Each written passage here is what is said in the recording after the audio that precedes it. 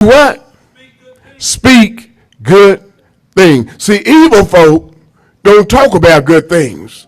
You ever been around somebody, all they had to talk about is bad things? All they had to talk about is something evil and negative, something that should never come out of a Christian's mouth.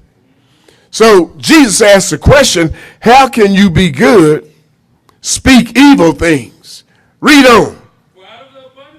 He said, out of the abundance of the heart, the mouth speaks. See, if you never think about it, you never say it. And don't be surprised. You know, sometimes folks get surprised if they hear a person call themselves a Christian. They hear a cuss word come out of your mouth. I ain't hear nobody say nothing. Y'all know some of y'all been guilty of that. We all been guilty of that. Let somebody pull out in front of you when you leave from here today.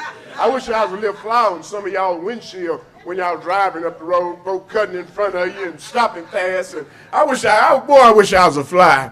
I could show enough preach then because I know everything going on. Amen, somebody. But anyway, our mind is not always in the right place, is it? No, it's not. But it says out of the abundance of the heart. So you don't have to be surprised because it's already in our heart. Amen. Because as a Christian, I have not always been a Christian. And I know back when I was growing up, Sister Daisy, before I obeyed the gospel, boy, I cuss you out in a New York minute. I didn't say curse. I say cuss. Sure enough talking bad. Is that right? See, I'm talking about C-U-S-S, not C-U-R-S-C. But I'm talking about cussing. Yeah, sure enough talking bad. But we have, all that stuff have been embedded in our hearts before we became a Christian. Why do you think that Paul says, be transformed by the renewing of your mind? That means something was already messed up in our head before we became children of God. And I know some folks sit back, you know how pious we get sometimes as Christians. Some of us so pious we got our halos on, and we'll say, oh, he's not talking about me. I've never cussed. Well, no, you did something even worse than cuss. You sit up and lied. And if I read Revelation 21 and verse 8, it says, and all liars shall have their place in the lake that burn with fire. So that means you'll know better if you tell a lie. Your heart is still messed up. Matter of fact, it's real messed up. It's so messed up that one day it's going to be burned up. That all right? And then we have another disease called elephantiasis. Y'all heard of that? Elephantiasis, actually this disease was spoken of a long time ago, Brother Therese, over in Africa. And it's where your skin become thick. Your skin become real hard and it's unpenetratable, where nothing can get through it.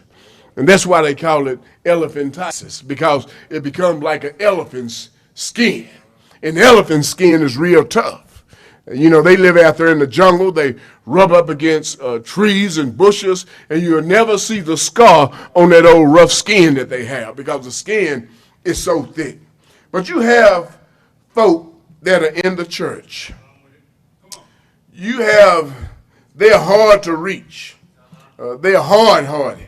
Look at Colossians chapter 3 in verse number 12 through verse number 14. Colossians chapter 3. You see that? He says, put on therefore as elect of God, holy and beloved, put on bowels of mercy, kindness, humbleness of mind. Y'all see that?